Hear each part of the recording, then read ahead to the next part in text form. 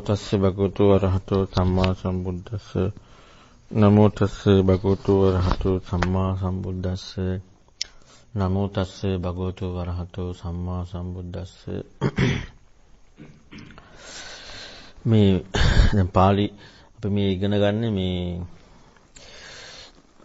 පාලි භාෂාව විසරද වෙන්න කියන කාරණාවට නෙවෙයි දැන් පාලි භාෂාව විසරද භාවයේ නැත්නම් අපි හිතමු මේ දැන් අද වර්තමාන ඉගෙන ගන්න ක්‍රමයට ඉගෙන ගන්නවා නම් අර විෂයක් හැටියටම ඉගෙන ගන්න දැන් මම මේ හැම එකම අර කරුණු පැහැදිලි කරලා පෙන්නුවේ භාෂාව යෙදෙන විදිහ විවිධ භාෂාවක් ඉගෙන ගන්නකොට භාෂාව යෙදෙන විදිහ එතකොට ඒකත් එක්ක අපට ඉගෙන ගන්න පහසු නිසා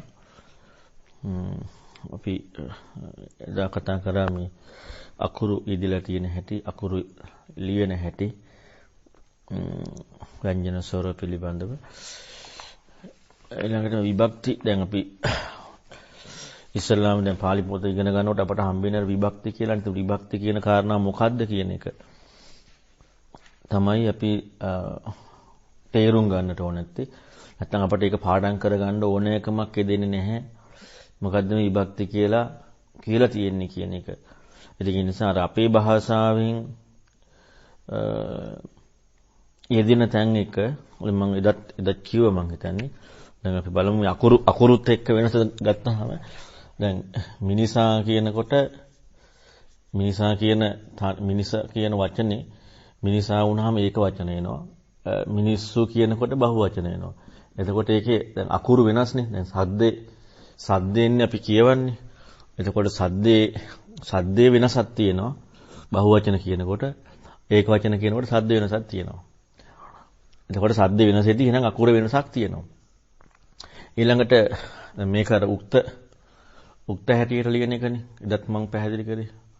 උක්ත කියන්නේ කතෘ මුල් වෙලා ප්‍රධාන වෙලා ලියන එක. ඊළඟට ඒක අනුක්ත හැටියට අපි හිතමු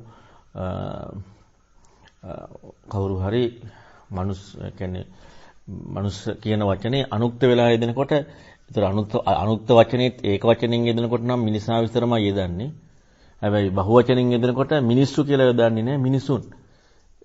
මිනිසුන් එතකොට අන්න ඒකෙත් දැන් මේ අකුරු යෙදෙන විදිය වෙනස්. දැන් මේකේ යෙදෙන විදිය වෙනස්. මේකේ යෙදෙන විදිය වෙනස්. ඒ කියන්නේ සද්ද එන හැටි වෙනස්. එතකොට දැන් අපේ භාෂාවෙත් මෙහෙම වෙනස් නම් අනිවාර්යෙන් අනිත් භාෂාවකත් ඒක වෙනස් වෙන්නට ඕනේ. එකම සද්දයක් එන්න විදිහක් නැහැ. ඇත්තට මේ වර්ණගිල්ල හදලා තියෙන්නේ මේ මුළු සමස්ත බුද්ධ වචනය තුළ තියෙනම ඒ එදිච්ච විදිහ අනුව එක්තරා ක්‍රමයකට හදලා තියෙනවා. එතකොට මේ අපේ භාෂාවෙත් දැන් මේක වෙනස්. ඊළඟට ආයෙ ගත්තොත් අපි හිතමු මිනිසා විසින් ගස කපයි කියනකොට එතකොට මිනිසා විසින් කියලා ඒක යදනවා ඊළඟට මිනිසුන් විසින් කියලා. අර අපි කර්තෘකාරක කර්මකාරක වාක්‍ය ලියන්නේ මිනිසුන් විසින්. එතකොට එතන යෙදෙන විදිහේදී අර වැඩිපුර විසින් එක එකතු වුණා. එතකොට එන අනිත් පාලි භාෂාවෙත් විසින් කියලා වචනයක් නැහැ. ඒකෙදි තන්න වෙන විදියක් එකට යෙදෙනවා. ඊළඟට අහපව් මිනිසාට කියනකොට කාට හරි කියනකොට මිනිසාට මිනිසුන්ට බහු වචනේ මිනිසුන්ට. එතකොට මේකෙදි දැන් මෙතන ටයන්නක් එකතු වුණා කලින්ට වැඩි මෙතන මිනිසුන්ට වැඩි ටයන්නක්. ඒතකොට අයිතිත්වයේ හංගවනකොට අර වැඩිපුර මේ අපේ භාෂාවෙත් සද්දේදී වෙනස් එකක් එකතු වුණා. ඊළඟට මිනිසාගෙන් අපි කියනවා මේ කාගෙන් හරි ඉල්ල ගන්න කියලා මොනවා හරි. අන්න අරයගෙන් ඉල්ල ගන්න. නැත්නම් සනජ්ජෙන් ඉල්ල ගන්න. ඒක සනත් ඉල්ල ගන්න කියන්නේ නැහැ. සනත් ඉල්ල ගන්න කියන්නේත් නැහැ. සනජ්ජෙන් ඉල්ල ගන්න. එතකොට එතනදී වෙනස් මිනිසාගෙන්. එතකොට ඒක ඒ අර්ථය තේරුම් ගන්න මේ විදිහට ඒක දාන්න ඕනේ. ගොඩක් අයගෙන් නම් මිනිසුන්ගෙන්. නැත්නම් ඒ අර්ථය තේරුම් ගන්න බැරි වෙනවා. එතකොට මෙන්න මේ විදිහට ඒක දාන්න එනවා. ඊළඟට තමයි කාගේ හරි කියනකොට මිනිස්යාගේ දැන් අපි හිතමු ඔක සනජ්ජි. ඔක සනට්ට කියන්න බෑනේ. අයිතිත්වයක් හොයාගෙන ඉන්නවනේ එයාගේ ගේ දාන්න. එතන මිනිසාගේ. ඒතර අපේ භාෂාවෙත් සද්දෙන්නේ මේ වචන කියවන්නේ. ඒතකොට සද්දෙන් කියවනකොට මේ මිනිසාගේ මිනිසුන්ගේ මේ සද්දේදී වෙන අකුරක් එකතු වෙනවා. ඊළඟට දැන් මේ විදිහට මම මේ ටික මෙහෙම කියන්නේ මේ විදිහ තමයි අර වර්ණගිල්ල තියෙන්නේ. එක්තරා පිළිවෙලකට වර්ණගිල්ල හදලා තියෙනවා. ඊළඟට මිනිසාගේ ඊළඟට මිනිසා කෙරෙහි නැත්නම් අපි හිතමු කවුරු හරි කෙරෙහි. දැන් මම මේ කට්ටිය කෙරෙහි තමයි ඔය කිව්වේ කියලා අර එහෙම අපි කියනවනේ කවුරු හරි කෙරෙහි කිව්වේ කියලා. එතකොට පාලි භාෂාවේ දෙකට එක වචනයක් තියෙනවා. එතකොට මිනිසා කෙරෙහි. එතකොට මේ අපි මේකට කෙරෙහි කියලා වචනයක් එකතු කරනවා. අකුරකට වඩා වචනයක්ම එකතු කරලා. එතකොට මිනිසුන් කෙරෙහි කියලා එකතු කරනවා බහුවචන එනකොට. එතකොට මේ වැඩිපුර ටිකක් මේ එකතු වෙලා තියෙනවා. ඊළඟට ආයේ මේ තියෙනවා මිනිසා මුල් කරලා කවුරු හරි මුල් කරගෙන. දැන් මේ එයා කෙරෙහිම කියනවා. තව කවුරු හරි මුල් කරගෙන. එතකොට කියනවා එයා කරන කොටගෙන කියලා. එතකොට මිනිසුන් මුල් කරගෙන. මිනිසා මුල් කරගෙන මෙන්න මේ විදිහට ඒ වචන යෙදෙන හැටි තමයි මේ පාළියේ මේ විභක්ති කියලා කාරණාවක් ලියලා තියෙන්නේ. දැන් මෙහෙම දැන් අපට මේ දැන් අපේ භාෂාවේ ගත්තාම මේ එක වචනයකදී මේ එක වචනයක යෙදෙන අවස්ථා අනුව ශබ්ද වෙනස්. මම කියපු තේරුණානේ දැන් මේකෙම ලියපු ටිකත් එක්ක එක වචනයක යෙදෙන අවස්ථා අනුව ශබ්ද වෙනස්. මිනිසා මිනිසාට මිනිසාගේ මිනිසා මුල් කරගෙන. ඒතකොට ශබ්ද වෙනස්නේ. අපට ඇහෙන්න තියෙන වෙනස්. දැන් මේ එක වචනයකනේ. දැන් අපේ බලන්නකෝ අපේ භාෂාවෙම අපි හිතමු වචන කිහිපයක් අරගෙන එක වගේම දෙන්නේ කියලා. දැන් මේ ශබ්ද ඇහෙන එක වචන කිහිපයකම එකම විදිහටද ඒක වෙනස් වෙන්නේ. අපි හිතමු දැන් අපි හිතමු මිනිසා කියන කාරණාවම එතකොට මිනිසාගේ නම් හරි මිනිසා. මිනිසාගේ මිනිසා කියලා යෙදෙනවා. එතකොට මිනිසුන් කියලා බහුවචනෙන් යෙදෙනවා. හැබැයි තව වචනයක් කරන් බැලුවොත් ඒ වචනට වඩා වෙනස්. අපි හිතමු ගස. හරි ගහ කියලා දානවා ඒක වචනෙට. එතකොට බහුවචනෙට දානවා ගස් කියලා. දැන් අතන මිනිසුන් උනා. එතන අන්න යන්නකුත් එකතු වුණා සයන සූත් වුණා. නමුත් ගස් වල ගස් කියනකොට මොකක්වත් එකතු වුණේ අල් සයන උතරේ. ඒතකොට හැම වචනයකම බහුවචනේ යෙදෙනකොට අපේ භාෂාවේදීත් එකම විදිහෙන් නෙමෙයි සද්දෙන්නේ. දැන් අපිට ගස කියනකොට ගසුන් කියලා දාන්න බෑනේ. දැන් අපි එකම විදිහෙන් නම් දැන් මිනිස්සු කියනකොට අපට එහෙනම් මේක මේ විදිහටම දැම්මම ගස්සු කියලා දාන්න වෙනවා. ගස්සු කියලා දාන්නේ නේ ගස්නේ කියන්නේ. එතකොට නම් අපේ භාෂාවෙන් මේකේ සද්ද වෙනස්. දැන් අපේ භාෂාවෙම සද්ද වෙනස් නම් දැන් අපි වෙන භාෂාවක් ඉගෙන ගන්නකොට දැන් අපට විවහාරික භාෂාව නිසා මේ අපට ඔක එච්චර දැනෙන්නේ නැහැ. අපි විවහාර කරනවානේ. නමුත් වෙන භාෂාවක් ඉගෙන ගනිද්දී ඒ භාෂාවේ ඒකට විවහාර කරන එක ඉගෙන ගන්න වෙනවනේ. අන්න ඒකට තමයි වර්ණගෙන හදලා තියෙන්නේ. ඊළඟට අපි හිතමු මම කියලා දානවා.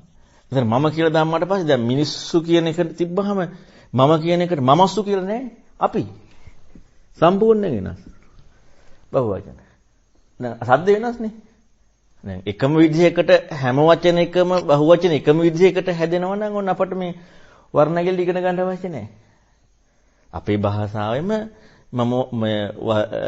අපි විවහාර කරනකොට හැදෙන විදි වෙනස්. දැන් මේ මිනිසා කියන එක විදිය, කහ කියන එක තව විදිය, මම කියන එක එනකොට තව විදිය. ඊළඟට අපි ගත්තු වැව. වැව කියනකොට වැවස්සු කියන්නේ වැවේ. නෙමෙයි වැව්.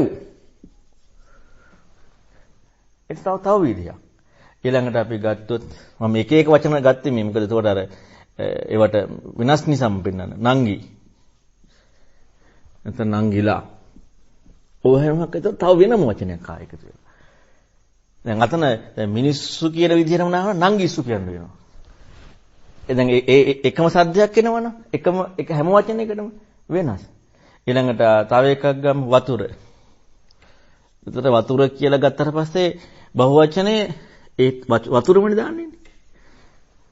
නේ වතුරස්සු කියන්න බෑනේ. දැන් එකම විදිහකට නම් හැම වචනයම කියන්නේ අර විදිහට දාන්න බෑනේ. එතකොට නම් අපි සාධාරණ නැද්ද මේ භාෂාවක් ඉගෙන ගන්නකොට ඒ අදාළ භාෂාවටත් ඒ විදිහටම වචන තියෙනවා කියන එක. හැම භාෂාවකට මේ විදිහට අපි දුමු. ඊටු ටිකක් බලමුකෝ දැන් ඔය තිබ්බේ උක්ත කාරණාවත් එක්ක අනුක්ත කාරණාවත් එක්ක මේක ගත්තට පස්සේ මිනිසා නම් මිනිසාමයි. අනුක්ත. එතකොට ගස කියන එකටත් ඒත් ගහමයි. මම කියන එකට මම. මම කියන්නේ මම කියන්නේ නැහැ. අන්න වෙනස් වෙලා. එතකොට දැන් මේ වගේ එකම විතරයි මේක වෙනස් වෙලා. වැව කියන කොටත් වැව. නංගි කියන කොටත් නංගි. වතුර කියන කොටත් වතුර. එතකොට ඒ අර එකකට වෙනස් වෙලා. දැන් විවහාරයම දැන් එතකොට අපි නම් ඒ විවහාරය ඉගෙන ගන්න මේ වෙනස් ඔක්කොම ඉගෙන ගන්න වෙනවනේ. දැන් මෙතන බහුවචන ගත්තාම අනුක්තිය දානකොට මිනිසුන්. ඔන්න දැන් මිනිසුන් විදියට වෙන්නේ නැහැනේ. ඔක්කොම මිනිසුන්. ගස් කියලාම දාන්න පුළුවන් බහුවචනෙට. මේ අනුක්තයකේ ඊළඟට අපි නෙමෙයි අප. අර වෙනස්. ඊළඟට වැව් කියලාම දාන්න පුළුවන්. නංගිලා කියලාම දාන්න පුළුවන්. වතුර කියලාමත් පුළුවන්. එතකොට දැන් ඒකෙත් අර පොඩි වෙනසක් වුණා එකක. දෙකක. හැම එකම ඕනේ. දැන් අරක නම් ඔන්න විසින් කියන එක නම් ඔක්කොම එකයි. මිනිසා විසින්, ගස විසින්, මම විසින්, නැත්නම් මා විසින්, මම නේ මා විසින්, වැව විසින්, නංගි විසින්, වතුර විසින්. එතකොට අරකෙත් ඒ විසින්මයි. ඊළඟට අනිත් එක අපි ගත්තොත් අයිතිත්වය කියන කෙනෙකුට කියන කාරණාව පෙන්නකොට මිනිසාට ගසට මෙතන මට එතන වෙනස් වැවට නංගිට වතුරට එතකොට අන්න සමහර ඒවා සමානයි දැන් මේ වර්ණගිල්ලත් එහෙමයි සමහර ඒවා වගේ එකම විදිහට තියෙන අනිත් ඒවා කාරණාව මේකෙත් ඒ විදිහටම අපට වෙන්න ඕනේ මෙතන මිනිසුන්ට ගස් වලට අන්න ගස්ට කියනකොට ඒක පොඩ්ඩක් වෙනසයි. ගස්ට කියන්න බෑ. මෙතන ගසට කියන්න පුළුවන්. මෙතන ගස්ට කියන්නේ නැහැ. ගස් වලට. මම ඒක වෙනස්. ගස් වලට කියලා දාන්න ඕනේ. මෙතන ගස කියන කාරණාවට ගසට කියලා දාන්න පුළුවන්. නමුත් ගස් කියනකොට ගස් වලට. ඊළඟට මෙතන වැව කියනකොට වැවට කියලා දාන්න පුළුවන්. නමුත් වැවුට කියන්නේ වැව් වලට. අන්න එතකොට ඒක වෙනස්. එතකොට නංගිලාට වතුරට එතකොට ඒ එක එක සද්දෙට වචන වෙනස් වෙනවා. ඊළඟට අනිත් එක ගත්තාට පස්සේ මිනිසාගේ මේ කාගෙන් හරි, ඒ කියන්නේ මොකෙන් හරි කියලා කියන්නේ. පාත්‍රයෙන් දැන් අපිට මිනිසාගෙන් ඒ කියන්නේ යාගෙන් ගන්න කියනකොට ඊළඟට දැන් මිනිසාගෙන් දැන් මෙතන ගෙන් කියලාම වචන එකතු වෙනවා වැඩිපුර. හැබැයි ගසගෙන් කියන්නේ ගසෙන්. ගසගෙන් කියන්නේ ගසෙන්. එතකොට ඔන්න වෙනස්. ඒකට එකතු වෙනවා. එතකොට මමගෙන් කියන්නේ මගෙන්. ඒක වෙනස්. වැවගෙන් කියන්නේ වැවෙන්. එතකොට බලන්න මේ හැම එකටම මේ ඒ වචනයට අදාළ විදිහට වෙනස් වෙනවා ඒ සද්දේ. දැන් මෙතනත් ඒ වගේ. ඊළඟට අපගෙන් ගස් වලින් මිනිසුන්ගෙන් වතුරෙන් වැවෙන් නංගිලාගෙන් එතකොට එක එක වචන වලට වෙනස්. දැන් අපි හිතමු අයිතිත්වය දානකොට ගේ මිනිසාගේ කියනකොට එතන මිනිසා කියන එකට ගේ එකතු වෙනවා. මිනිසා කියලා එකට වැඩිපුර ගේ. ඊළඟට ගස කියනකොට ගසගේ කියන්නේ. ගසේ. එතකොට ඒකේ වෙනස් විදියකට හැදුනේ. ඒක අපි සද්ද ගන්න වෙනස් විදියකට. ඊළඟට මමගේ කියන්නේ මගේ. ඒකෙත් වෙනස් විදියකට. ඊළඟට වැවගේ කියන්නේ වැවේ. වතුරගේ කියන්නේ වතුරේ. දැන් නංගිගේ කියනකොට අන්න ඒක නංගිගේම. ඒක අර විදිහටම. දැන් මෙතනත් අපගේ. අන්න එතකොට බලන්න දැන් මගේ කියන එකට මමගේ වුන්නේ. හැබැයි අප කියන එකට අපගේ වුණා. ඒකේ ගේ විතරයි එකතු වුනේ. එතකොට දැන් ඒ වචනෙට දැන් හැම වචනයකටම එකම විදිහකට විවහාරයක් යෙදෙන්නේ නැහැ. දැන් අපේ භාෂාවෙන්ම හැම වචනයකටම එකම විදිහට විවහාරයක් යෙදෙන්නේ නැහැ කියන එක තේරෙනවනේ. එතකොට එහෙනම් අපිට දැන් බුද්ධ වචන තියෙන මාගදී භාෂාවේ තියෙන මේ ඒක තේරුම් ගන්න අපට ඕන නැති වෙයිද දැන් අපි හිතමුකෝ දැන් යම්කිසි කාරණාවක් කියලා තියෙනවා නම් අර්ථයක් ඉස්මතු කරන්න ඒකේ ඒක කියලා තියෙන්නේ අපි හිතමු බුදුරයන් වහන්සේ භික්ෂූන්ට ධර්ම දේශනා කරා. නැත්තම් නැත්නම් බුදුරන් වහන්සේට භික්ෂූන් පැවසුවා. බුදුරන් වහන්සේ භික්ෂූන්ට පැවසුවා. දැන් මේ වචන දෙක අපට වෙනව හම්බුනේ නැත්නම් අපිට මේක බුදුරන් වහන්සේ භික්ෂූන්ට පැවසුවද භික්ෂූන් බුදුරන් වහන්සේට පැවසුවද?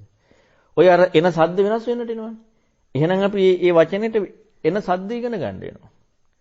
අන්න ඒක තමයි මේ වර්ණගිල්ල එක හදන්නේ. එතකොට එක වචනයක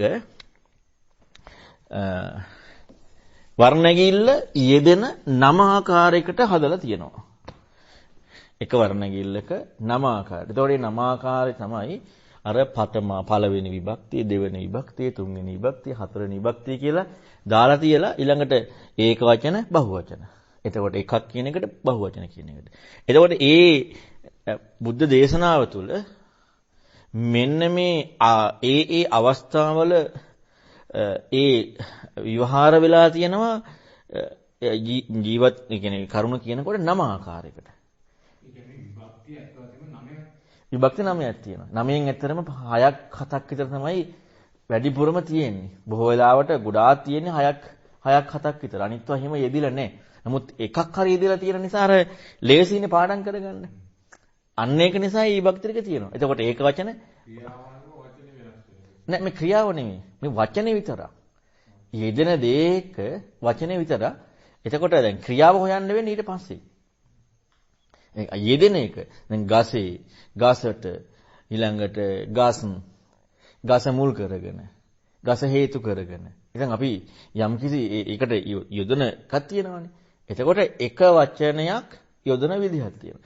හැම වචනයකටත් එකම විදිහට නෙමෙයි. හැම වචනයක්ම දැන් මම අර කලින් පෙන්නුවේ. හැම වචනයක්ම එකම විදිහට නෙමෙයි. එතකොට දැන් එහෙනම් එක වර්ණගිල්ලකින් හොයන්න බෑ ඔක්කොම. එක ඒවාට. හැබැයි මේක ඉතින් හදලා තියෙනවා ලස්සන ක්‍රමයකට. ඒ කියන්නේ තියෙන්නේ වර්ණගිලි. දැන් මේ හැම එකටම ඉස්සලම හදලා තියෙනවා ස්ත්‍රීලිංග, පුරුෂලිංග, ස්ත්‍රීලිංග, නපුංසක ලිංග කියලා. දැන් මේ අර වචන බෙදෙන හැටි. දැන් මම වචන ටික පැහැදිලි කරපු එක බෙදෙන හැටි හදලා තියෙනවා පුරුෂලිංග කියලා කොටසයි, ස්ත්‍රීලිංග කියලා කොටසයි, නපුංසක ලිංග කියලා කොටසයි. එතකොට මේකෙන් පුරුෂලිංගයෙන් වචන හැදෙනකොට ඔන්න අකාරාන්ත අයන්න අගට එනේවා. ඊළඟට උකාරාන්ත උයන්න අගට එනේවා. ඉකාරාන්ත ඉයන්න අගට එනේවා. ඒ විදිහට කොටස් කීපයක් තියෙනවා. ස්ත්‍රීලිංගෙත් අකාරාන්ත, උකාරාන්ත, ඉකාරාන්ත අගට නංගි කියනකොට ඉයන්න අගට. අම්මා කියනකොට අයන්න අගට. බික්කු කියනකොට උයන්න අගට. එතකොට දැන් අපි ඒකේ බලන්න වෙනවා ඒ යෙදිච්ච කාරණා හොයන්න මේක ස්ත්‍රීලිංග පදයක්ද? මේක පුරුෂලිංග පදයක්ද? මේක නපුංසකලිංග පදයක්ද? ඊළඟට මේක අකාරාන්තද? මේක උකාරාන්තද? මේක ඉකාරාන්තද? ඒ කියන්නේ අගට එන්නේ අයන්නද? අගට එන්නේ උයන්නද? අගට එන්නේ ඉයන්නද කියලා බලලා තමයි අර වචනේ අර්ථය ගන්න පුළුවන් ඉන්නේ මේ වර්ණගිල්ලේ. නැත්තම් වචනේ අර්ථය ගන්න බෑ. දැන් බික්කු කියන එක අපි බැලුවොත් එහෙම අකාරාන්තෙන් අගට අයන්න එන වර්ණගිල්ලෙන් බැලුවොත් එහෙම වැරදි. ඇයි බික්කු කියන එකේ තියෙන්නේ උයන්න. එහෙනම් අර උයන්න අගට එන ඒවට එකම විදිහකට අර වර්ණගිල් ටික තියෙනවා. උකාරාන්ත වර්ණගිල්. එතකොට බික්කු කියන එක පුරුෂලිංග.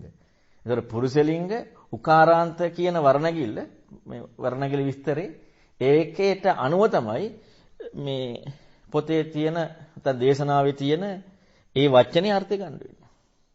නැත්තම් වචනේ අර්ථය ගන්න බෑ. එතකොට එහෙනම් හැබැයි ගොඩාක් බහුතරයක් ඇදලා තියෙන අකාරාන්තයෙන් නමුත් සමහර මේ පුරුෂලිංග අකාරාන්තයෙන් ගොඩක් තියෙන්නේ. ඊළඟට පුරුෂලිංග ඉකාරාන්ත උකාරාන්ත මේ හැම එකක් එකම තියෙනවා නැත්තේ නැහැ. එතකොට එහෙනම් දැන් මේ තේරෙනවා ඇති මේ වර්ණගිල්ලක් ඉස්මතු කරලා තියෙන්නේ ඇයි කියලා. දැන් හිතලා බලන්න මේ වර්ණගිල්ල තුල යෙදෙන වචනේ අර්ථේ හරියට ගත්තේ නැත්නම් එතනින් එහාට ඉගෙන ගන්න පුළුවන් නේද? බෑ. ඒ කියන්නේ මේ වචනේ දැන් අපි උදාහරණ හැටියට දැන් මේකේ තියෙනවා වචන අපි ගොඩාක් කියන්නේ බුද්ධ දේශනාවේ තියෙන කරුණු දැන් අකාරාන්ත ටික සුර අසුර නර උරග නාග යක්ඛ ගන්ධබ්බ මේ බුද්ධ වචන මේ බුද්ධ දේශනාව තුළ හම්බෙන වචන. එතකොට මෙන්න මේවා මොන ගණයටද අයිති වෙන්නේ? කොයි විදියටද මේකේ වර්ණ කියලා යෙදෙන්නේ? අන්න මේක අකාරාන්තද, මේක ඉකාරාන්තද, මේක උකාරාන්තද, මේක ස්ත්‍රීලිංගද, මේක පුරුෂලිංගද, මේක නපුංසකලිංගද කියලා බලලා තමයි ඒ වර්ණගිල දැන් වර්ණගිල පාඩම් කරගන්න බැරි නම් වර්ණගිල ලියා ගන්නට ඕනේ. ඊළඟට තමයි මම වර්ණගිල පළවෙනි එක ලියන්න කලින් පෙන්නන්නම් මේ දැන් මෙතනම වර්ණගිලි හම්බ වුණා 3 යන්නේ. ඒ පුරුෂ ලිංග, ස්ත්‍රී ලිංග, නපුංසක ලිංග 3යි. එකකට 3 ගානේ අයන්න සමහර වගේ ඊකාරාන්තයක් තියෙනවා. ඊළඟට තව එකක් තමයි. දැන් මේ භාෂාව හදපු එකන්නේ. සමහර ඒවා තියෙනවා උකාරාන්ත ඒ විදිහටම වර්ණගෙන නැති ඒවා. දැන් මෙහෙම හැදුවට සමහර ඒවා තියෙනවා හිමව නැති ඒවා. එතකොට ඒ උකාරාන්ත ඊකාරාන්තරි වර්ණගිල දෙකක් විතර තියෙනවා. සමහර ඒවා මෙහි විදිහට තියෙනවා, සමහර ඒවා මේ විදිහට තියෙනවා. ඒ කියන්නේ එච්චරට අර ලොකු අධ්‍යයනයක් කරලා තියෙනවා මේ භාෂාව මේ යෙදලා තියෙන විදිය බලන්න. සමහර ඒවා තියෙනවා මේ වචන දැන් අපි ගත්තොත් එහෙම දැන් මේ වර්ණගිලට දැම්මට අපි හිතමු එක වචනයක් අපි මේකේ වර්ණ කරනවා කියලා. එක වචනයක් තේරුම් ගන්න. ඒ වචනේ බුද්ධ දේශනා කොහෙවත් නැහැ. නමුත් වෙන වචනයක වර්ණගිල්ල එක තියෙනවනේ. ඉතින් ඒ නිසා වර්ණගිල්ල ඉගෙන ගන්නවා. සමහර වචන තියෙනවා ඒ වර්ණගිල්ල අපි වර්ණගිල්ල පාඩම් කරලා ඒකට වර්ණගිල්ල දැම්මට බුදු දේශනාවේ කොහෙවත් ඒ වචනේ නැහැ. ඒ දිලත් නැහැ. හැබැයි අර වර්ණගිල්ල ඉගෙන ගන්න නිසා වෙන එක තියෙනවා. ඉතින් ඒකයි වර්ණගිල්ල ඉගෙන ගැනීම අවශ්‍ය වෙන්නේ.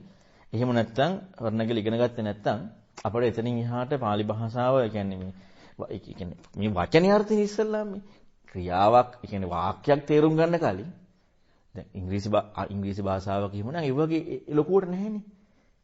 දැන් අපේ විවහාරෙම අපට තේරෙනවා නම් මේ කීප දැන් තව හිතමුකෝ මෙහෙම. දැන් හරි අපි බලමු සමහර ඒවා වල තියෙනවා එකම දෙයට වචන දෙකක් විවහාර කරන ඒවා.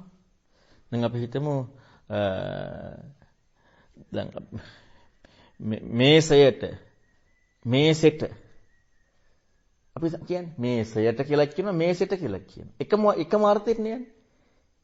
නැත්නම් අපි හිතමු බංකුවට මේ විදිහට අර එකම අර්ථයේ තියෙන වචන කීපෙකුත් තියෙනවා. ඒ වගේම බුද්ධ දේශනාවෙත් තියෙනවා. ඒ කියන්නේ මේ වර්ණගිල්ල හදනකොට කියන්නේ මේක ඉස්මතු වෙලා එනවා.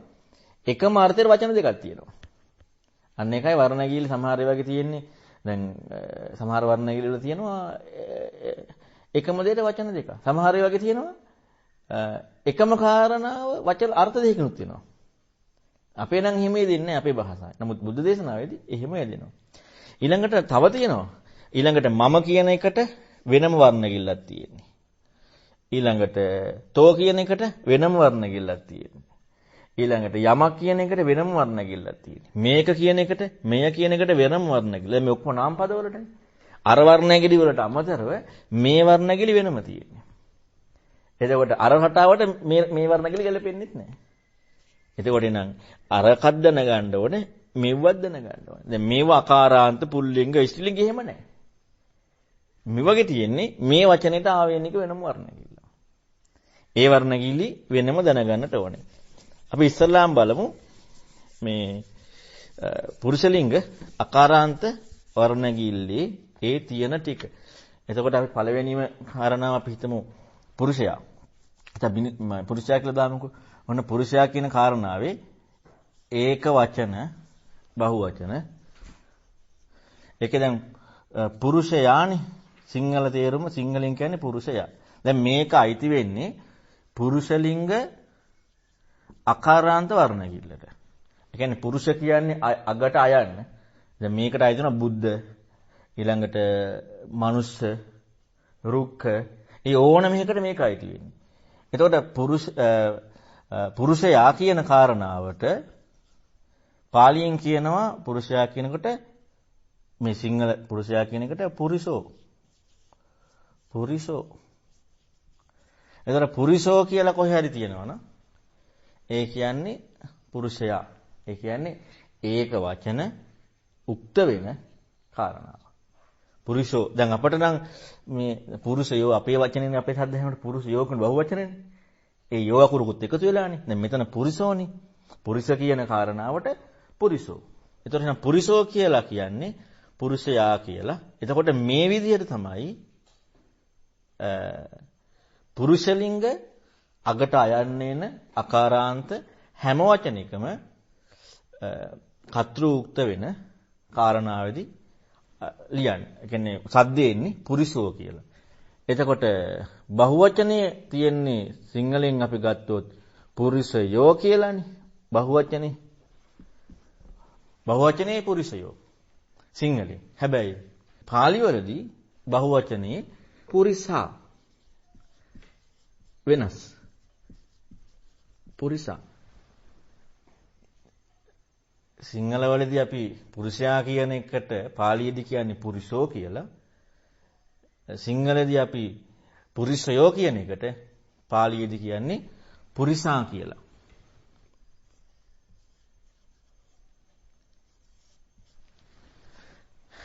එතකොට දැන් මේ විදිහට මම වචන ටිකක් කියන්න පළවෙනි කාරණාවට ඔක්කොම නැතුව පළවෙනි කාරණාවට ඒ වචන ටිකට මොකක්ද දෙන්නේ කියලා බලන්න මේ කියන්නේ පාලි වචනේ අපි හිතමු බුදුරයන් වහන්සේ බුදුරයන් වහන්සේට කියන්නේ බුද්ධ කියලා. ඒතකොට බුද්ධ කියන කාරණාව තමයි වචනේ මූලික අර්ථය. එන බුදුරයන් වහන්සේ. එතකොට පාලියෙන් බුදුරන් වහන්සේ කියලා කියන්නේ මොකද්ද? බුද්ධෝ. ඊළඟට බුදුරන් වහන්සේ බුදුවරු කියලා කියන්නේ බුද්ධා. බුදුවරු කියලා කියන්නේ බුද්ධහා. බුදුරන් වහන්සේ කියන්නේ බුද්ධෝ. ඊළඟට අපි ගත්තොත් මිනිස්සයා. මිනිස්සයා කියලා සිංහලෙන් කියනවා. එතකොට පාලියෙන් මිනිස්සයා කියන එකට මොකද්ද කියන්නේ? මනුස්ස කියන වචනේ තියෙන්නේ. මනුස්සෝ. ඒතර බහුවචනේ පාලියේ මනුස්සයෝ කියන්නේ මනුස්සා. ඊළඟට අපි ගමු යක්ෂයා.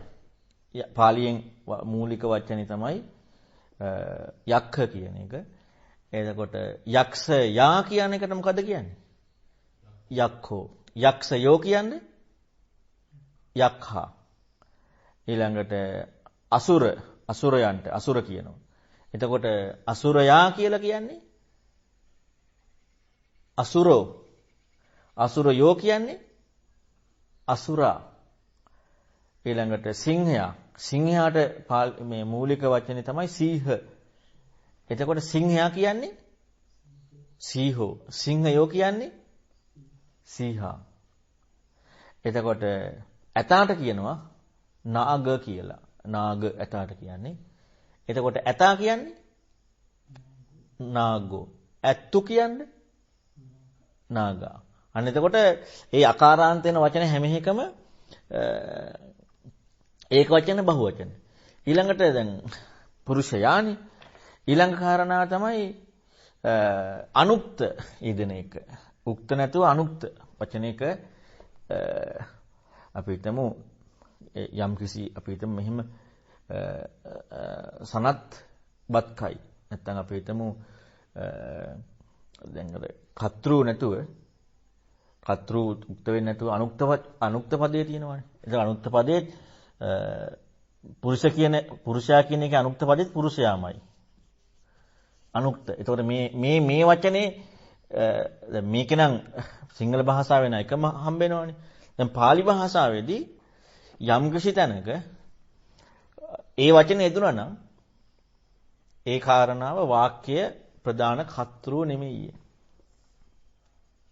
වාක්‍යයේ ප්‍රධාන කර්තෘ නෙමෙයි. ඒ කියන්නේ පුරිසෝ පුරිසා පුරිසං පුරිසේ. මේ තමයි පුරුෂයන් අනුක්ත වචන. ඒ කියන්නේ උක්ත නැහැ. එතකොට දැන් අපි සිංහල අපි කියනකොට නම් පුරුෂයා කියලාමයි උක්ත අනුක්ත දෙකටම යොදන්නේ. හැබැයි පාලි වල පුරිසං කියලා තිබ්බොත් ඒකෙදි පුරුෂයා කියලා අපි කිව්වට අපේ සිංහල වචනේ ඒ අනුක්ත වචනයක්. ඒ කියන්නේ උක්ත වෙච්ච එකක් නෙමෙයි. කරන කෙනා නෙමෙයි මේ කතා කරන්නේ. ආයිති කෙනා නෙමෙයි මේ කතා කරන්නේ. කරන කෙනා උක්ත වෙලා නම් කතෘ උක්ත වෙලා ඉන්නවා නම් අන්නේ කතෘ උක්ත වෙච්ච එක පුරිසයන් කියලා දාන්නේ නැහැ. ඊළඟට බහුවචනයේදීත් පුරිසේ කියලා තමයි අනුක්ත කාරණාවේ බහුවචනේ. ඒතර පුරිසේ කියන කාරණාව එදිලා තියෙනවා නම් කොතනක හරි පුරුෂයන් ගස් කපති කියන්නේ නැහැ. පුරුෂයන් ගස් කපති කියලා කියන්න බෑ. පුරුෂයෝනේ ගස් කපති වෙන්නේ. පුරුෂයන් අනුක්තයි. එහෙනම් මේ අනුක්ත වචනේ පාලි එකේ පුරිසේ. එතකොට ඒක මේ වාක්‍යයේ මුල කතෘ යොදන එකක් නෙවෙයි. කතෘට අයිති නැහැ. බුදුරන් වහන්සේ ධර්මයේ දේශනා කරයි. එතකොට බුදුරන් වහන්සේ කියන කාරණාව බුදුරන් වහන්සේ ධර්ම දේශනායි කරයි කියනකොට කොහොමද ලියන්නේ? බුදුරන් වහන්සේ කියනකොට බුද්ධෝ. බුදුරන් වහන්සේ කියන්නේ බුද්ධෝනේ. බුදුරන් වහන්සේ බුද්ධෝ. එතකොට ධර්මය උක්තද අනුක්තද? දැන් බුදුරන් වහන්සේ උක්ත වුණා නම් වාක්‍ය උක්ත එකයිනේ තියෙන්නේ. ධර්මය අනුක්තයිනේ. කර්මයනේ ධර්මය කියන්නේ. එතකොට ධම්ම කියන කාරණාව දාන්න බෑ. ධම්මෝ කියලා ලියන්න බෑ. බුද්ධෝ ධම්මෝ කියලා ලියන්න බෑ. එතකොට ධම්මෝ කියලා දැම්මොත් එහෙම බුද්ධෝ ධම්මෝ කියලා දැම්මොත් එහෙම දැන් මේකේ කවුද ධර්මයේ කියන්නේ කියන කාරණාව යන්නේ නැහැ. ධම්මෝ කියලා දාන්න බෑ. ධම්මෝ කියලා දැම්මොත් කවුද ධර්මයේ කියන්නේ කියන එක යන්නේ නැහැ. මොකද හේතුව මේකත් උක්ත වෙලා. මේකත් උක්ත වෙලා. බුද්ධෝ ධම්මෝ දේශේති කියන්න බෑ. බුද්ධෝ ධම්මං දේශේති. ධම්මං. ඇයි මේක අනුක්ත අර පුරිසං කියන එක වගේ අනුක්ත වචනේ. ඒක උක්ත නැහැ. බුදුරණවහන්සේ තමයි උක්ත. බුද්ධෝ ධම්මං දේශේති. එතකොට අන්න ඒක දැන් ඒ උක්ත අනුක්ත එක ඉගෙන ගන්නව නැත්නම් යන්නේ ඒක. නැත්නම් එහෙම අපට හොයාගන්න බෑ කතෘ ප්‍රධාන වෙලා ඉන්නේ කවුද කියලා. මේ තමයි දෙවෙනි සද්දේ. එතකොට මේ විදිහට තමයි පුරුෂලිංග අකාරාන්ත හැම වචනයක්ම සද්දේ යෙදෙන්නේ උක්ත එක සහ අනුක්ත එක. ඊළඟට තමයි ආයර පුරුෂයන් විසින් ඒ කියන්නේ මේ කර්මකාරක කාරණාව කියනකොට පුරුෂයන් විසින් කියලා අපි පුරුෂයා විසින් ඒක වචනේ ලියනවා. දැන් පුරුෂයා විසින් ගස කපයි. පුරුෂයා විසින් ගස කපයි කියනකොට මෙන්න මේකෙදි pāli වචනේ තියෙන්නේ පුරුෂෝ පුරිසා පුරිසං පුරිසේ පුරිසේන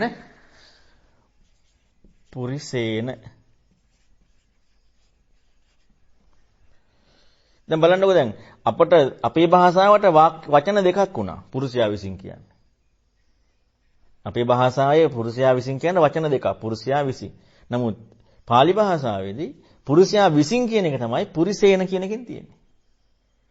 පුරිසේන කියන සද්දය ඇහුණා නම් ඒකේ තියෙන්නේ පුරුෂයා කියලා නෙමෙයි. පුරුෂයා විසින් කියලා. එතකොට බහුවචනයේදී පුරුෂයන් විසින් කියනකොට ඒක දෙපොලක දෙවිදියකට තියෙනවා. පුරිසේහි පුරිසේබි. ඒ බහුවචන. ඒ කියන්නේ පුරුෂයන් විසින් නැත්නම් මිනිසුන් විසින් මනුස්සේහි මනුස්සේබි. ඒක දෙවිදියකට තියෙනවා. ඒ දෙවිදියටම තියෙනකොට ඒ දෙවිදියම එන්නේ ඒ කාරණා. ඒ කියන්නේ මේ පුරුෂයන් විසින් කියන කාරණාව තමයි. ඊළඟට දැන් ඔන්න මේ මම අර කියේ මුලින්ම යෙදෙන එක. ඒ කියන්නේ අවස්ථාව. ඒ කියන්නේ කාරණාව යෙදෙන විදිහ. මේ යෙදෙන විදිහත් එක තමයි මේ ටික තියෙන්නේ. ඒ කියන්නේ පුරුෂයා කියලා යෙදෙනකොට, අනුක්ත වෙලා යෙදෙනකොට, පුරුෂයන් කියලා මේ පුරුෂයා විසින් කියලා යෙදෙනකොට pāli භාෂාවේදී ඒ යෙදෙන විදිහ ඒක වචනේ පුරුෂයා කියන්නේ පුරිසෝ, බහුවචනේ පුරිසා, අනුක්තේ පුරිසං, අනුක්තේ බහුවචනේ පුරිසේ, පුරුෂයා විසින් කියනකොට පුරිසේන, පුරුෂයන් විසින් කියනකොට පුරිසේහි පුරිසේබි. දැන් මේක තමයි ලස්සන රටාවකට ලියලා තියෙන්නේ, හදලා තියෙන්නේ පාඩම් කරගන්න. ඊළඟට තමයි හතක් දැන් මේකේ 9ක් තියෙනවා. අපි මේකේ හතක් එක බලමුකෝ හතක්. ඊළඟ කාරණාව තමයි දැන් අපි කියනවා පුරුෂයාට දැන් අපි කියමු සනට්ට මේක දෙන්න. සනත් මේක දෙන්න. දැන් අර්ථ දෙකක් එන්නේ නැද්ද?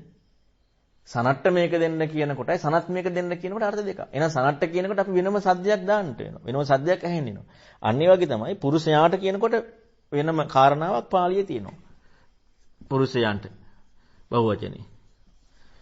එතකොට පුරුෂයන්ට කියන දැන් හොඳට මතක තියාගන්න අපි මේ එක වචනයක් ඉගෙන ගත්තාට මේ පුරුෂලිංග අකාරාන්ත හැම වචනයකටම මේ විදිහට වර්ණ ගන්නේ. එතකොට පුරුෂයන්ට මෙන්න මේක තියෙන්නේ පුරිසාය පුරිසස්ස කියලා මේ දෙකම දෙනවා ඒක වචනේට. පුරිසාය පුරිසස්ස දෙකම දෙනවා. පුරිසාය කියලා කියනවා පුරිසස්ස කියලාත් යෙදෙනවා. මේ දෙකම යෙදෙනවා පුරුෂයාට කියනකොට ඒක වචනෙට පුරිසාය කියලා තිබ්බනම් එතන තියෙන්නේ පුරුෂයාට පුරිසස්ස කියලා තිබ්බනම් ඒ තියෙන්නේ පුරුෂයාට. එතකොට පුරිසාය පුරිසස්ස පුරිසානං කියන්නේ බහුවචනේ. පුරිසානං කියලා තියෙනවා නම් පුරුෂයන්ට තයන්නක් එකතු වෙන එකට තමයි මේ පුරිසානං. ඊළඟට මේකේ ලස්සනම කාරණා තමයි මේ එකම විදියට තියෙන දෙකක් තියෙනවා.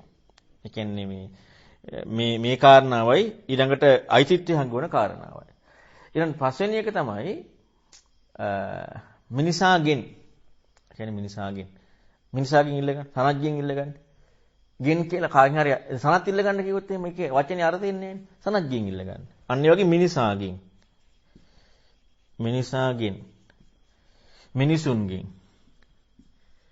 මිනිසුන්ගෙන් කියනට අන්න පාළියේදී කියනවා. දැන් මිනිසාගෙන් කියන එකට නම් පාළියේදී තියෙනවා වචන තුනක්. මේ පුරුෂයාගෙන් කියනකොට වචන තුනක් තියෙනවා. ඒ තමයි පුරිසම්හා පුරිසස්මා. පුරිසම්හා පුරිසස්මා. මේ වචන තුනම තියෙනවා. අකාරාන්ත අයන් අගට එන පුරුෂලිංග පදවල පුරුෂයාගෙන් බුදුරයන් වහන්සේගෙන් දැන් බුද්දස්මා ඊළඟට ඔය විදිහට මේ දැන් පුරිසා මේ ඕන එකක් මේවා ඉදලා තියෙනවා මේ බුද්ධ කියන්නේ pāli භාෂාවේ අකාරාන්ත පුරුෂලිංග පදේ පුරුෂයාගෙන් නැත්නම් කාගෙන් හරි කියන කාරණාව කියනකොට බහුවචනයේදී දෙනවා පුරිසේහි පුරිසේවි. එතකොට බලන්න පුරිසේහි පුරිසේවි.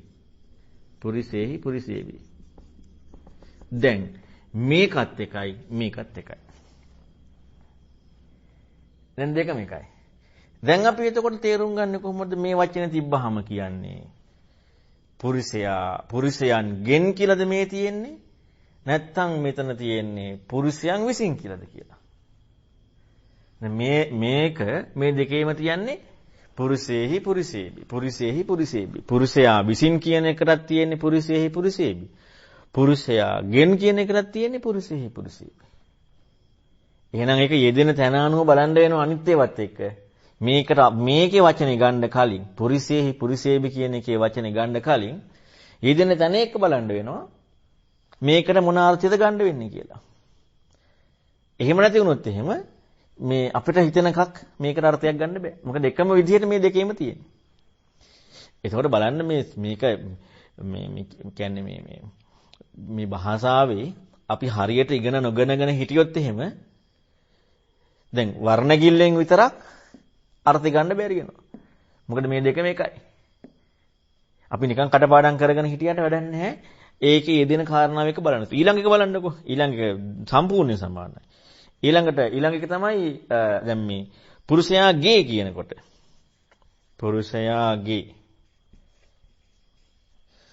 පුරුෂයන්ගේ එතකොට ඒකෙදි තියෙන්නේ දැන් ගේ කියනට අයිති එකන්නේ මගේ මෙතන අයිති වෙන්නේ සනජ්ජේ ඊළඟට හසින්තගේ වගේ ඒක ගේ කියලා අයිති එකක් නේ තියෙන්නේ මේකේ තියෙන්නේත් මේ පුරුෂයන්ට කියන වර්ණගිල්ලමයි තියෙන්නේ. හැබැයි මේකේ වෙනසක් තියෙනවා එකක් අඩුයි. කියන්නේ පුරිසස්ස පුරිසානං.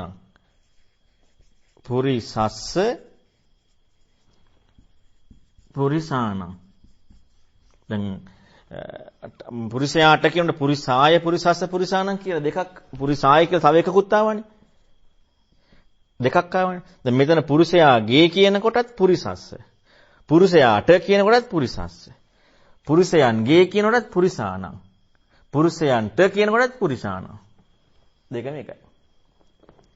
දැන් එතකොට අපි එහෙනම් මේ දෙක බලන්න වෙනවා මොකද තියෙන්නේ කියලා. මම මේකට උදාහරණයක් කියන්න. දේශනා කරනවා මම එදත් කිව්වා මම හිතන්නේ කග්ගවිසාන සූත්‍රයේ ආදිච්ච බන්දුස්ස වචෝ නිසම්ම. ආදිච්ච බන්දුස්ස වචෝ නිසම්ම. නිසම්ම. හරි දැන් බලන්න ආදිච්ච බන්දුස්ස කියන එක මේ වර්ණයකින් මොකක්ද අර්ථින ආදිච්ච බන්දු කියන්නේ බුදුරන් වහන්සේ. අපි තුමු ආදිච්ච බන්දු කියන එක වචනේම දාලා. තමයි බුදුරන් වහන්සේ කියන වචනේ දාමුකෝ එකට. ආදිච්ච බන්දුස්ස කියන කාරණාව මොකද්ද මේ වචන ටිකෙන් යෙදෙන්නේ කොතෙන්ද? ආදිච්ච බන්දුස්ස. දැන් මේ ආදිච්ච බන්දු කියන එක තමයි මූලික වචනේ. ආදිච්ච බන්දු.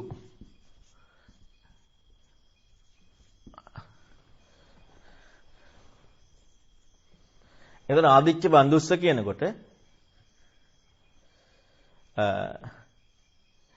බුදුරන් වහන්සේ කියන කාරණාව එක්ක දෙන්නේ එතනදී මේකෙදි මොකක්ද අපි දාගන්න වෙන්නේ? බුදුරන් වහන්සේට කියලාද බුදුරන් වහන්සේගේ කියලාද?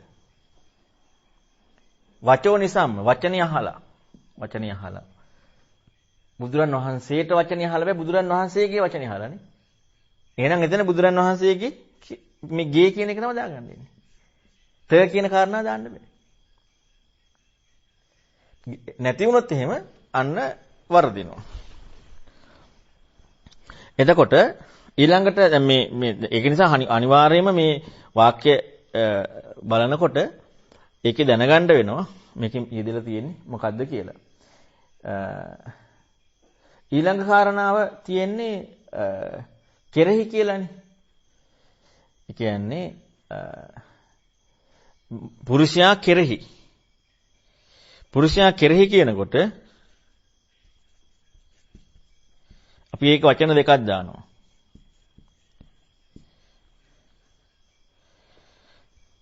පාලියේ තියෙනවා එක වචනයයි තියෙන්නේ හැබැයි වචන තුනක් තියෙනවා. ඒ තමයි පුරිසේ, පුරිසම්මි, පුරිසස්මි.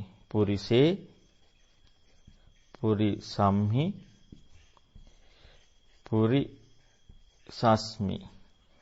මෙන්න පුරිසස්මි මේ තුනම යෙදෙන්නේ පුරුෂයා කෙරෙහි. පුරිසේ, පුරිසම්මි, පුරිසස්මි.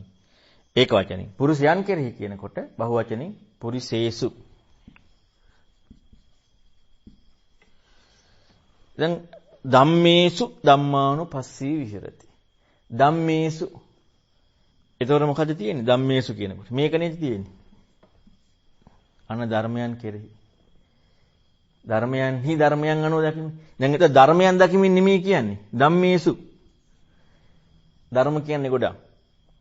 ධර්මයන්හි ධර්මයන් අනුව දකිනකොට.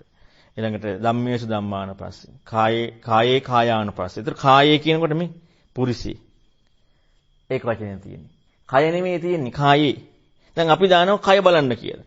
කායानुපස්සනාව කායේ කායानुපස්සී. ඒක කායේ කායानुපස්සී කියන කායේ කියන එක දැන් කය කියනවා නම් දානවා නැත්තේ කායෝ කියලානේ. දැන් කායानुපස්සනාවේ කායෝ කියලා නෑනේ. කායෝ කියලා දානවා නැත්නම් කායේ කියලා තියෙන්නේ. එහෙනම් කායේ කියලා තියෙනවා නම් මෙන්න මේකෙන් එන්නේ. කායෝ කියලා දැම්මම නම් මේකෙන් එනවා. දැන් අද අපි පරිවර්තනය කරන්නේ කය බලනවා කියලා. ඉතින් කය බලනවා කියනවා නම් මේකෙන් තියෙනවනේ. නමුත් මේකෙන් නෙමෙයි තියෙන්නේ මේ හතනෙකින් තියෙන්නේ. එහෙනම් කයෙහි ඊළඟ වචන තේරුම හොයන්න කලින් පළවෙනි වචන තේරුම හොයන්න ඉන්න ඕනේ. නිසා කායේ කියනකොට මෙන්න කායේ පුරිසේ කයෙහි කියන කාරණාවයි කායේ කියන. කායේ කායන පස්සේ වේදනාසු වේදනාන පස්සේ. අයි වේදනාසු කියන්නේ ඒක බහුවචනෙන් තියෙන. වේදනාසු වේදනාන පස්සේ ධම්මේසු ධම්මාන පස්සේ චිත්තේ සිත ඒක වචනෙන් තියෙන්නේ. අන්න චිත්තේ කියනකොට ඒත් මේකේ. දැන් චිත්ත කියන කාරණාව සිත බලන්න කිව්වොත් චිත්තෝ වෙන්නට ඕනේ. සිත බලන්න කියලා තියෙනවනම් චිත්තෝ වෙන්නට ඕනේ. නමුත් චිත්තෝ කියලා නෙමෙයි තියෙන්නේ චිත්තේ කියලා. එතකොට එහෙනම් මෙන්න මේ අකාරාන්ත පුරුෂලිංග අකාරාන්ත මේ වර්ණගිල්ල යෙදෙන කාරණාව ඒ ටික ඒ විදිහට අනිවාර්යෙන් ඉගෙන ගත්තේ නැත්නම් අපට ඒ වචනේ අර්ථය තේරුම් ගන්න බැරි වෙනවා. ඒ නිසා ඒ වචනේ අර්ථය තේරුම් ගන්න අනිවාර්යයෙන්ම ඒ කාරණාව එක්ක දාගන්න වෙනවාමයි. ඊළඟට දැන් අපි මේකේ මේ දැන් පොත තියෙනවනේ. මොකද වර්ණගිලි පොත. මේ ඒ වර්ණගිල්ල ලියා ගන්න සම්පූර්ණයෙන්ම මේක ගන්න කොහම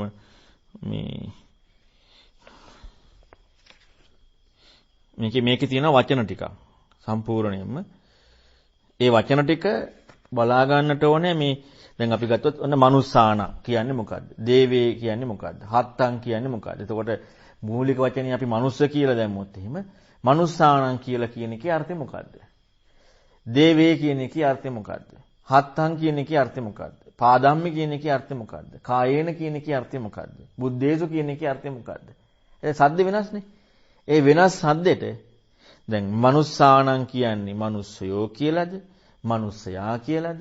නැත්නම් මනුස්සයන් කියලාද? මනුස්සයාට කියලාද? මනුස්සයාගේ කියලාද? මනුස්සයා විසින් කියලාද? මනුස්සයා මුල් කරගෙන කියලාද? මනුස්සයා කෙරෙහි කියලාද? මනුස්සයන් කෙරෙහි කියලාද? කියලා මෙන්න මේ වචනේ හොයන්න වෙනවා මේක යෙදිලා තියෙන්නේ කොහොමද කියලා. ඒක හිව්වේ නැත්නම් අපිට නිකන් මනුස්ස කියන මේ මනුස්ස කියන શબ્දෙන් නැත්නම් මේකෙන් වචන තිබ්බහම අපට ඒකේ අර්ථය හොයන්න බැරි වෙනවා. ඒ නිසා මේ වර්ණගිල්ල ඉස්සල්ලාම ලියාගෙන මේ වර්ණගිල්ල ලියාගන්න වර්ණගිල්ලේ අර්ථයත් ලියාගන්න. මොකද මේ දෙකම මේකේ තියෙනවා. ඊළඟට මේකේ තියෙන මේ පළවෙනි අභ්‍යාසය කරන්න. ඒ කියන්නේ පළවෙනි අභ්‍යාසයේ තියෙන්නේ බුද්ධ සානසගේ. ඒකේ පළවෙනි අභ්‍යාසයේ මේ කරන්න. එතකොට ඒකේ ඒ වචන ටික ඉදලා තියෙන අනුව බලා ගන්න පුළුවන්. දැන් මම අර මේක ඇත්තටම මේ පළවෙනි දවසේම කියන්න ඕනේ මුල් ටිකනේ. නමුත් මම මේක මෙහෙම කිව්වේ ඇයි? යෙදිලා තියෙන විදිහ, අපි යොදන විදිහ. එහෙනම් ඒ භාෂාවෙත් දෙන්නේ ඒ විදිහට. නැත්නම් අපි මේක මොකටද මේක ඉගෙන ගන්න කියලා ප්‍රශ්නයක් එනවනේ. නිකන් ඔහේ පාඩම් කරනවා කියන එක. ඔහේ මතක තියාගන්නවා කියන එක. නමුත් මේක ඉගෙන ගන්නේ ඒ වචනෙට දෙන කියන්නේ අපි සිංහල භාෂාවෙන් යම් කිසි අර්ථයක් එනවද? ඒ අර්ථය එන්න pāli භාෂාවෙන් මොකද්ද ඒකට ඇහෙන සද්දේ? අන්න ඒක බලන්න වෙනවා. ඉතින් ඒක නිසා අන්න ඒ ටික අපි බලන්නට වෙනවා. එතකොට අපි මේ වාක්‍යයක් ලියනකොට එතකොට අපට ඔයක හොඳට තේරුම් ගන්න පුළුවන්. දැන් ඔන්නම් මම කියන්නම්කො මේ වාක්‍ය ටිකක් කියන්නම්කො. ඒතකොට මේ වාක්‍ය ටිකේදී අපට බලන්න මොකද්ද දාන්න වෙන්නේ කියලා. ඔන්න කුරුල්ලා කැදැල්ලෙන් ඉගිලේ. අපි ක්‍රියාව අතහරිමුකෝ. කුරුල්ලා කැදැල්ලේ. ඒතකොට කුරුල්ලා කියන එක ඒක වචන උක්ත පදේනේ. කුරුල්ලානේ යන්නේ. ඒ කියන්නේ උක්ත පදේ. එතකොට කුරුල්ලා කියන කාරණාව අන්න කුරුල්ලට කියන්නේ සකුණා කියලා. සකුණා කියලා කියන්නේ පක්ෂියා. එතකොට පක්ෂියා සකුණා නම් එතකොට සකුණෝනේ. පළවෙනි වර්ණගිල්ල කුරුල්ලා කියලා කියන්නේ සකුණෝ. කැදැල්ලෙන් කියනකොට අන්න ඒක බලනවා ඒකේ වචනේ මොකක්ද දෙන්නේ කියලා. එතකොට කැදැල්ලෙන් කියන කාරණාව අන්න මේ පස්වෙනි එකෙන් දාන්න වෙන්නේ. කැදැල්ලෙන් කියන කාරණාව දාන්න වෙන්නේ පුරුෂයාගෙන් නැත්තම් අර යම් කිසි කාරණාවෙන් යනවා කියලා කියන්නේ කැදැල්ලෙන් යනවා කියන්නේ පස්වෙනි එකකින් තමයි දාන්න වෙන්නේ. මෙන්න මේ විදිහට මේ ඒ වචනෙට නැත්තම් අපි ගත්තේ නැත්තම් එහෙම. දැන් හොරා ගමෙන් යයි. ගමී කියනකොට ගම. එතකොට හොරා කියනකොට හොරා උක්තයි. ගමෙන් කියනකොට අන්න එකම වචනේ. ගමෙන් කියනකොට ඒකත් ඒකෙන් දාන්න වෙන්නේ. පස්වෙනි එකකින් අවදියෙන්. ඊළඟට ගොනා ගාලින් යයි. ගාලින් කියනකොටත් ඒත් එහෙම. ගොනා උක්තයි. ගාලින් කියන කාරණාවට දාන්න වෙන්නේ පස්වෙනි එකකින්. ඊළඟට පෑන අතෙන් වැටේ. අතෙන් වැටෙන්නේ. අත වැටෙනව නෙමෙයිනේ. අතෙන් වැටෙන්නේ. දැන් අපි දැම්මොත් එහෙම පෑන අතෙන් වැටෙන් කියන්නේ අත කියන වචනේ දැම්මම පෑන අත වැටේ. අර්ථයක් එන්නේ නැහැ. ඉතින් ඒ නිසා අනිවාර්යෙන් මේ වර්ණගිල්ලේ තියෙන විදිහටම ඒක දැනගන්නට ඕනේ. ඉතින් මේ වර්ණගීම නාමපද. අපි දැන් නාමපද කියන්නේ මොකක්දත් කතා කරා, ක්‍රියාපද කියන්නේ මොකක්ද කියන එක කතා කරා. මේ ක්‍රියාපද නෙමෙයි.